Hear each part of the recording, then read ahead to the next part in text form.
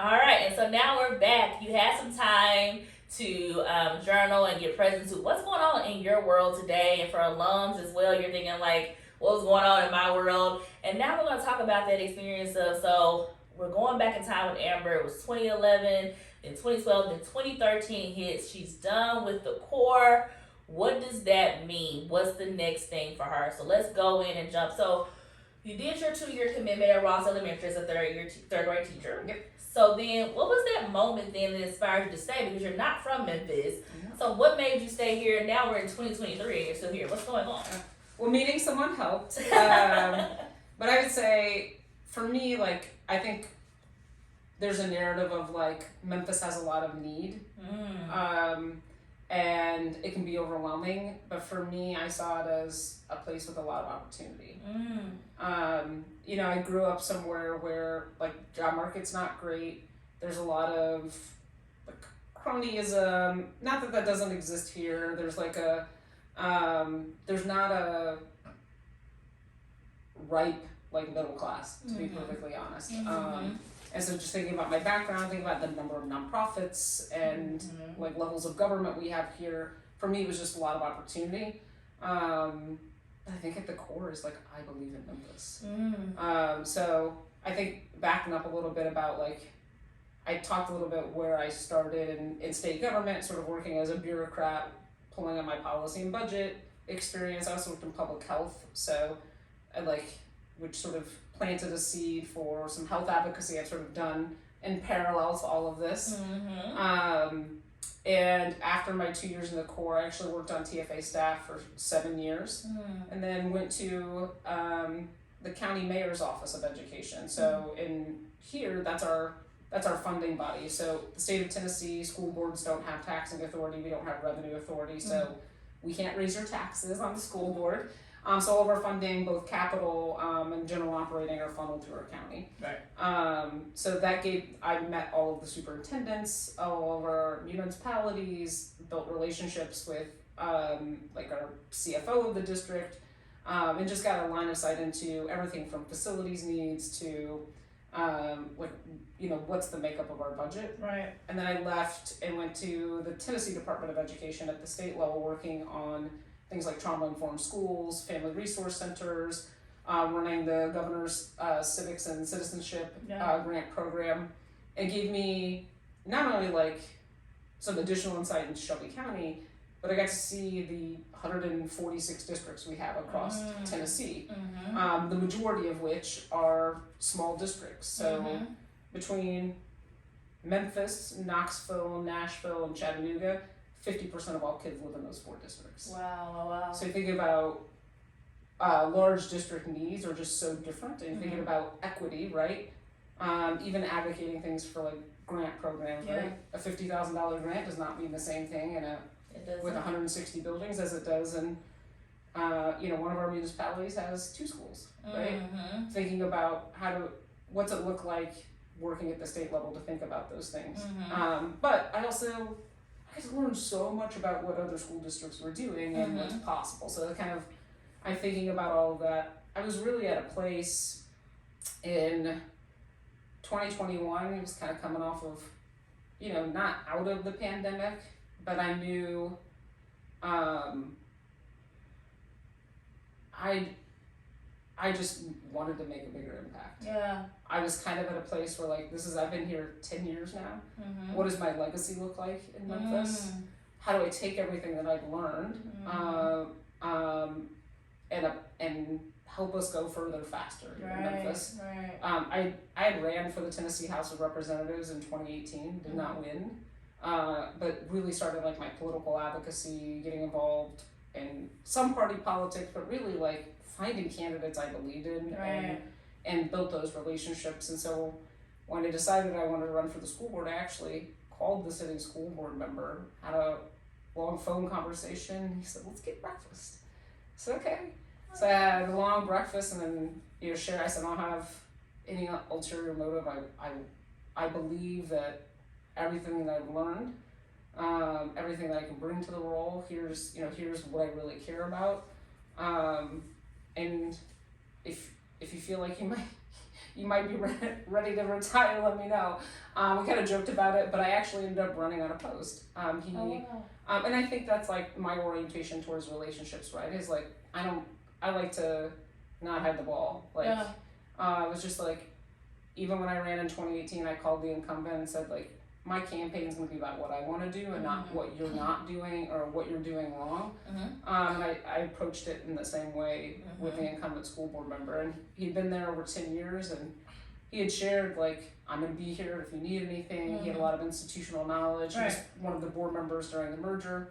And so even today, I feel like I can call on him for, you know, what was the story behind this? Right.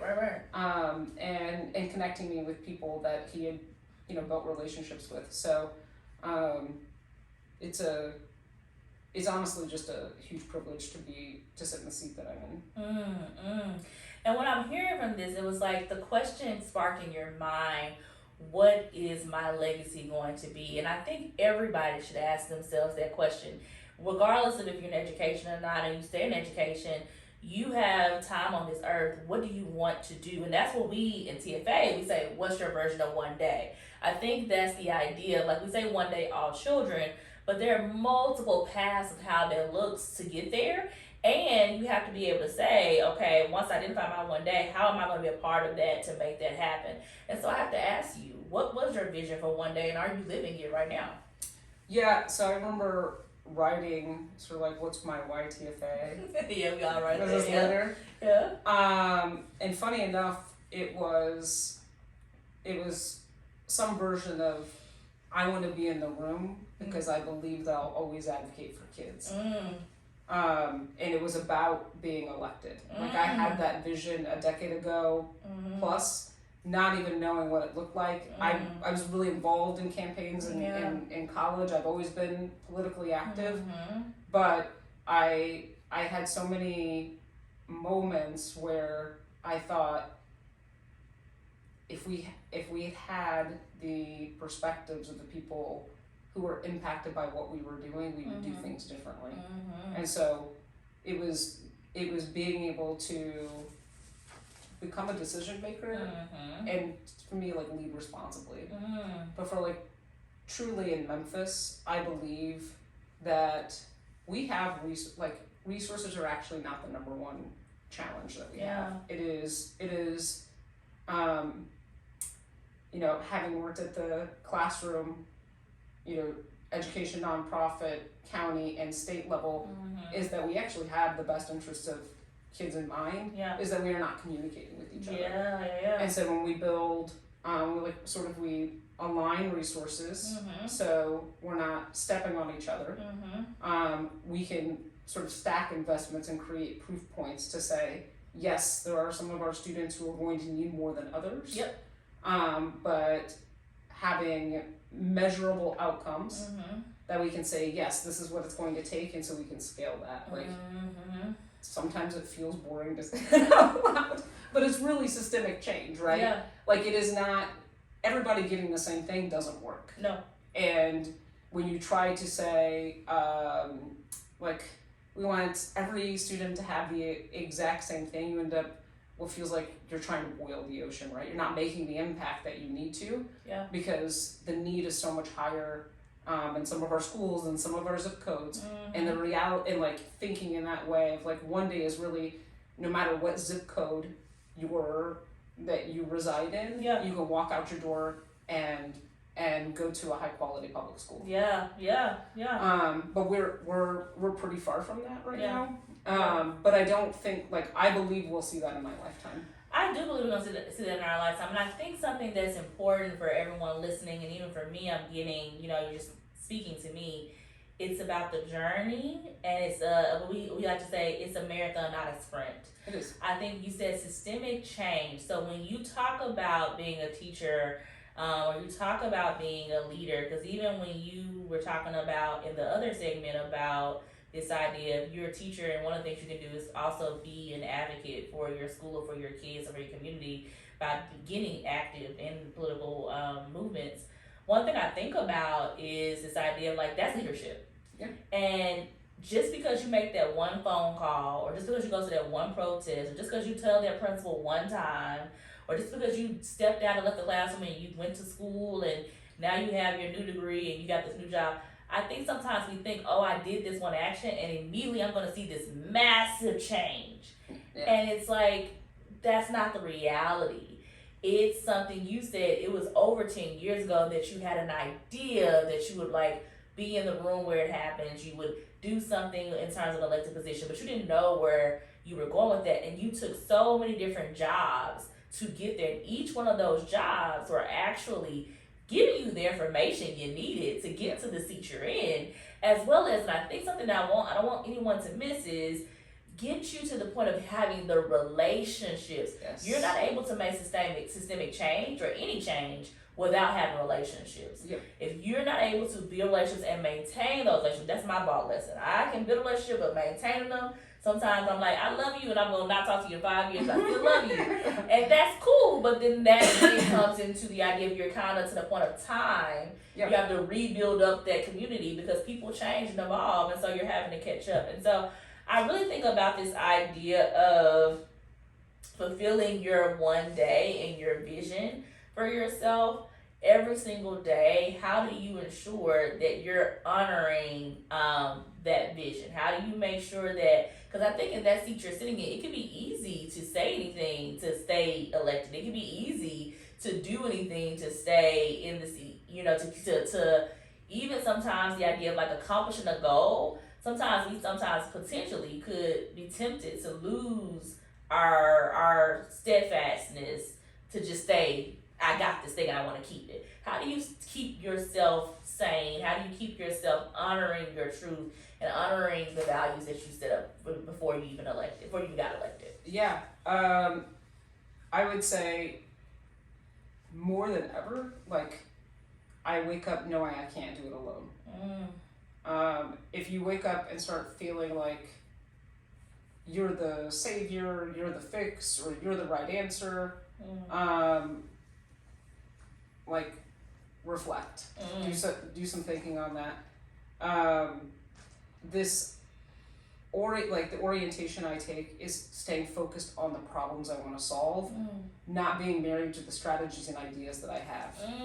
That's amazing. So knowing that I've got 8 colleagues who were elected in the same way as me, is that I'm going to come in with ideas. I'm going to come in with 100 ideas, yes. But I am willing for my mind to be changed. I'm willing for my mind to be changed by teachers, by students, by parents, by everybody who is closer to the work and to the problems that we want to solve than me. Is if we can all agree on that, what the challenge we're trying to solve or we're trying to improve, we can get anything done. But we can't be so married to ideas or like having the right answer. And then I think just as like you do have a lot of influence in the seat, and so making decisions about who you meet with on occasion, like we do a lot of business with other companies, right? But in general, like I have a pretty hard, I'm not going to meet directly with vendors. I always defer to principal. Like I always want to hear from teachers, and I believe in the leadership in our buildings. And so if I need to be involved, I will certainly be involved, but following, like trusting the leadership that we have, and giving them an opportunity to that, right? Like this idea of like, where can my time be most impactful? And it's not because I can't do it or don't want to do it, right? But it's like we all have the same 24 hours. We do. So, is it better for me to dive into what that $150 million budget cut looks like, asking for data from our accountability team, or getting involved in a parent-teacher conflict? And that's not, and that's real, right? That is people's lived lives. We are our own, and that's big, but it doesn't, and not everything requires me, and I don't wake up thinking like I'm the only person who can solve these things. I feel like I've almost become more reliant on. I built a really strong kitchen cabinet, of people I can call on when I'm like, trust but verify. Do you have a history on this? Like, have we tried this before? Like, where is this coming from? I think constantly seeking to understand the perspectives of others has just allowed me to lead in a way that has been authentic. I never ask questions that I know the answer to. Oh my goodness, and I appreciate that. I think you just, first of all, I think you're giving relationship advice too, to be honest, because this idea of being married to an idea in terms of like married to the idea or the strategy, that's really big. That takes a lot of humility. It takes a lot of self-reflection. Because to your point earlier, we all have different versions of what we're thinking about for one day. We know in general our one day is we want all children to have access to quality education, and we want to have this world where everybody can be themselves. But the method to get there, there's a million different ways to get there. And if we're so beholden to a strategy or to what way that it has to happen, we actually could be prolonging the progress to get there because of us. Because we're thinking that, especially with that idea, it's like it has to happen with me. So that's powerful. And then that piece about this idea of the kitchen cabinet and having relationships, you gotta have people you can call on, and that you call on not just to do something for you in terms of, hey, can you connect me? But I love what you said. Hey, check me on this. Fact find this for me, and also give me context on if this has already been done before and why it didn't work. I think so often. I remember as a core member, even as an alum, because I stayed in my placement school for a couple of years after I finished core. I remember I got my master's, so I was like, oh my gosh, my master's says this is what this, like we need to change everything in the school because this is what all these philosophers and all these scholars and everybody says this. And so I came to school demanding it, and it was like, oh, okay. Hold on, baby. Like, what's going on? And I think had I asked the question, I never thought to ask the question, have y'all tried any of this before? Yeah. And what was the result of this experience for you? And if there was resistance, like if you're feeling resistant, what is it about the strategy? Is it about what makes you maybe feel resistant, if that is true? If you're feeling resistant, if you believe that, so that I can then come to the idea of the solution with them. Because again, I was so bent on the method of how it has done and that it had to be changed. And what I ended up doing is I ended up leaving because I was like, well, I'm going to go somewhere else. And the idea that, like, in that moment, yes, they gave me a benefit to go somewhere else. But I still, like, to your point, you can never get away from, no matter where you are, no matter what job you pick, you can never get away from those gems you just gave us. So, like, you're still going to have to be able to work with people, maintain relationships with people, and be okay with the idea of coming up with ideas, but the strategies of how to get there being potentially altered. Yeah. I think if I ever, to fully realize my power, I will always be in a group. You will always be in a group. There's no version of, like, the highest level of success. Like, I have sort of this unquenchable desire to succeed. I'm a Virgo, ENTJ, evil, whatever, you know. Oh my God. Like, all of those, like, high achiever, I'm very textbook high achiever. If that, like, if for no other, like, I just believe that I can do so much more with other people than by myself. Like, I know my strengths. I'm constantly, like, and when you work with more people, you actually notice your gaps and strengths, right? Like, you go, oh wait, I thought I was good at this, but I'm really good at this. Or I thought I was, I thought I needed this perspective, but turns out I really don't know this. It is constantly, like, being open to learning. Yes. Being open to coaching. Yes. And it's this. That is a leadership brand in itself. It's having a sense of possibility about what's possible. And truthfully, like, the only thing that has ever worked, whether it was in my, like, professional career or my own health, it is consistency day to day. Yep. Like, I do a lot of health advocacy. I know there's probably an opportunity to talk about it, but I'm as a patient advocate in the United States, like, for obesity care, I ended up being board chair of the largest patient organization in the country.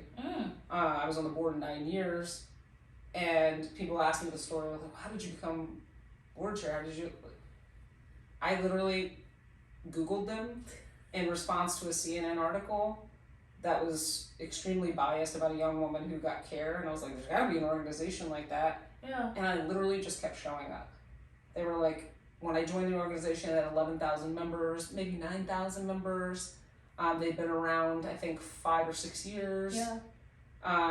And they were like, do you want to join our advisory committee? And I was like, yes. I was on that for 2 years. You want to come to DC and do Day on the Hill? I was like, yes. I learned how to tell my story. I learned how that mattered. I learned how to go into rooms where I go, oh, I see, signals about how am I going to frame my story. Yeah.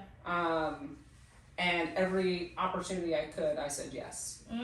And it was just this one sharpening of understanding, but the ability to know who you are and where you came from and telling that story. And now, like, I've been off the board for a few years. Now I'm on the board of trustees for the World Obesity Federation. It has been this, like, constantly talking to other people and allowing my perspective to change, because I would have said 10 years ago it's access. That is why obesity care looks like it does. And I meet people who go, no, we have access, it's still not any better. The number one unifying issue around obesity is actually bias. It knows no language barrier. It is a universal experience by people who are affected by obesity. It is the bias from medical professionals, family, and the internal bias we have of ourselves and whether we're worthy of care. If we can figure out bias, we would be on a fast path to improving obesity rates in the world. Oh my goodness. That is just so profound. I didn't think about that, but yes, like, that makes a lot of sense. And I actually remember you talking about the obesity, your journey with the support groups that you've helped out with obesity, and I never once thought about the stories that you probably heard, or the experiences you heard from that. Thousands of stories. And, like, yes, some of it is bad care, right? Yeah. But underneath all of that, I've heard a story of a woman who was living with obesity, and long story short, she had a massive tumor nobody had noticed in her abdomen. She was like, if anybody had touched me, and anybody actually given me a physical exam, it would have been caught much earlier. But it wasn't actual medical care. It was the bias that doctor came in and just assumed it was her pain was attributed to, or was being caused by her weight, right? It was like the mindset that physician had. She had insurance. She'd been to a doctor multiple times. She'd been to different providers, and none of them did what they were supposed to do when those symptoms presented, right? Wow. It's like this challenging yourself on what you think you know. And no one will advocate for you like you will. Like, and that's true in healthcare. That's true in your child's education. That's true in like, if you're a taxpayer, you want to get involved, right? Like, your opinion does matter, but, like, build a coalition of people who care about the same thing as you. And, like, put your heads together. Like, that's been the most powerful thing for me, is, like, you learn from other people's experiences. Like, if you try to affect change without understanding the lived experience of people, you can't. Like, you won't be able to do it. And I'm talking about meaningful engagement. Truly focus groups, like interviews, shared experiences using that qualitative data in addition to whatever you're tracking. Like, you need to track those things, but, like, something is happening, right? And people experience things in a way that should influence how you make decisions. Yeah. It's like, sometimes, like, if it looks better on paper, but people are still not getting what they need, or they're not, it's how we approach culture, right? Like, your survey might look great, but people are leaving. 50% of our new teachers left in 2020 we lost 50% of first year teachers. And so our survey data looked fine, but something is wrong, right? So data is important, but figuring out a way to harness what people tell you, understand that, and respond to it in a way that is productive, actually changes the way you think about using your position of power. And so I think that's a good stopping point there, y'all, is this idea of positional power. What is your positional power? And I think even if you think right now, I don't have positional power, I don't have any power, that's a conversation for you to start thinking about and asking yourself. Because as a member of TFA and as a teacher and as a leader, and if you're an alumni, you have power, you have access to power.